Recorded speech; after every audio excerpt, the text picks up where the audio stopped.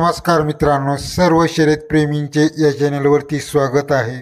आत्ताच नागठाणे आणि सुळेवाडी येथे ओपनच्या बैलगाडा शर्यतीचे आयोजन होते आणि या बैलगाडा शर्यतीमध्ये जे काही घडले त्याविषयी आत्ता आपण जाणून घेणार आहोत।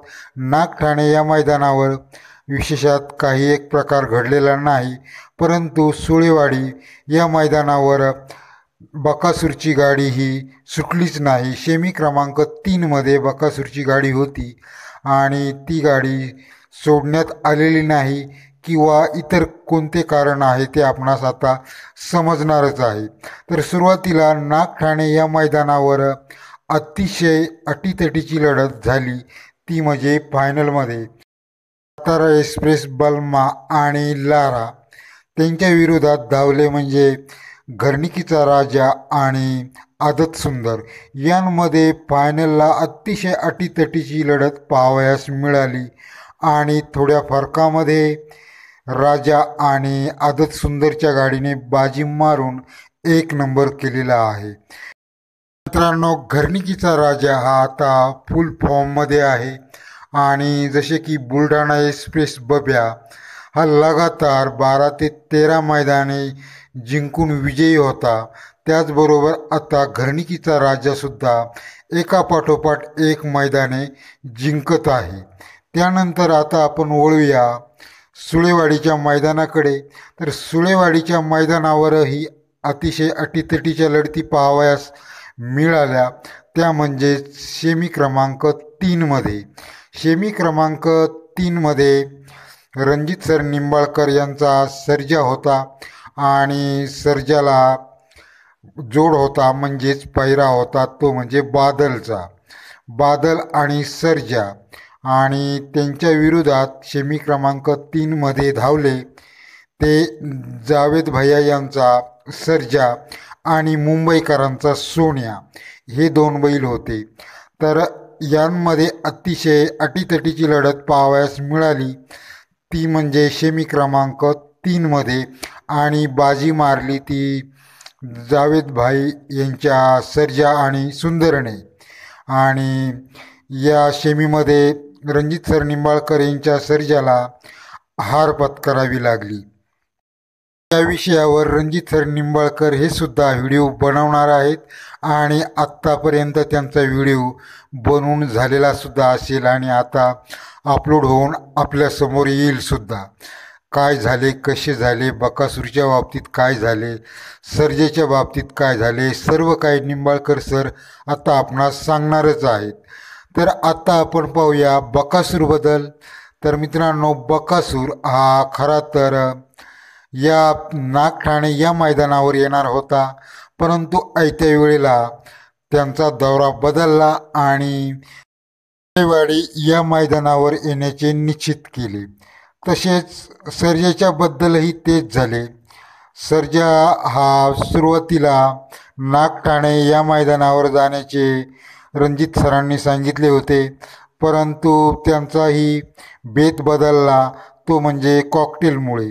कॉकटेल हा रात्री उशिरा आल्यामुळे त्याला आराम मिळावा म्हणून कॉकटेलचा पैरा हा कॅन्सल करण्यात आला आणि कॉकटेलच्या जागी बादल याचा पैरा करण्यात आला आणि त्यांचा दौराही नागठाण्याऐवजी या सुळेवाडीच्या मैदानावर आला। आणि अशा प्रकारे बकासूर आणि सर्जा हे दोनही बैल नागठाणे मैदानावर न जाता सुळेवाडीच्या मैदानावर आले। मित्रांनो, सुळेवाडीच्या मैदानावर बकासूरला पैरा होता तो बोक्या बैलाचा।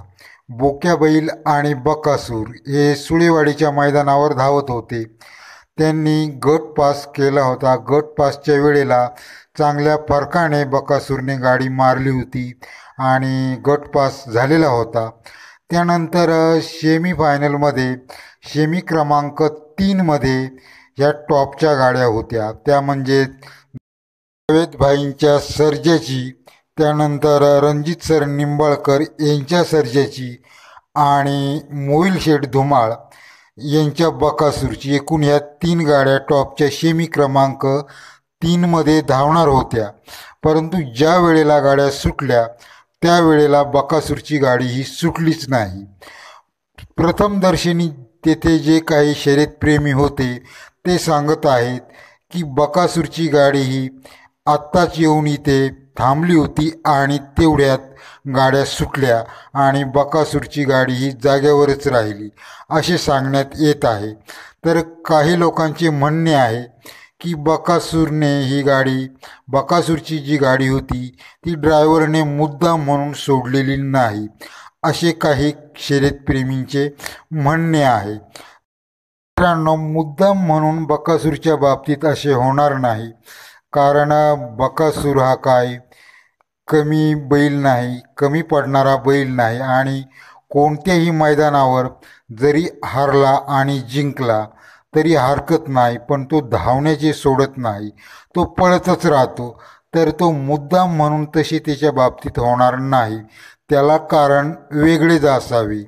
आपणास काय वाटते? मला तरी वाटते की झेंडा हा बकासूरची गाडी तिथे येणार आणि थांबणार तेवढ्यात झेंडाही तेथे पडला आणि गाड्या सुटल्या. थोडा 1 किंवा 2 मिनिटाचा कालावधी जर बकासूरच्या गाडीला स्थिर होण्यासाठी दिलेला असता तर बकासूरसुद्धा या गाड्यांच्या बरोबर धावला असता असे मला स्वतःला वाटते. तर आपणास काय वाटते या प्रकाराबद्दल? जे काही नियोजनकर्ते आहेत यांची तर काही चुकी झालेली नसावी. मित्रांनो, हा कालचा प्रकार घडलेला तर तेथे जे काही जवळपासचे यूट्यूबर्स आहेत त्यांनी दाखवायला पाहिजेत होता की बकासूरची गाडी ही इथंच थांबलेली आहे आणि सर्व गाड्या पुढे निघून गेलेल्या आहेत कशामुळे इथेच थांबलेली आहे हे सुद्धा दाखवायला पाहिजेत होते. कारण हे यूट्यूबर लोक असे आहेत की नागठाणे मैदानावर बकासूर येण्याची चर्चा होती तर सर्व काही नागठाणे मैदानावर हजर होते आणि बकासूर आयत्या वेळेला सुळेवाडीच्या मैदानावर आला तर तेथून ते नागठाण्याच्या मैदानावरून सुळेवाडीला धाव घेतली, कारण बकासूरचे व्हिडिओ बनवण्यासाठी. आणि जर बकासूरवर जर अन्याय झालेला असेल तर त्याचासुद्धा व्हिडिओ त्यांनी बनवायला पाहिजेत होता असे माझे स्वतःचे म्हणणे आहे. त्यामुळेच रणजित सर निंबाळकर हे यूट्यूबर लोकांवर संतापतात, त्याला कारणच हे आहे.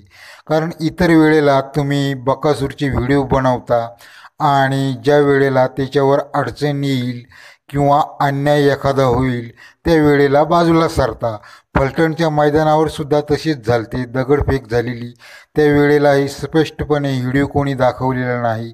बऱ्याचशा ठिकाणी अन्याय झालेला आहे बकासूरवर, परंतु हे दाखवत नाही. धन्यवाद मित्रांनो. चॅनेलला सबस्क्राईब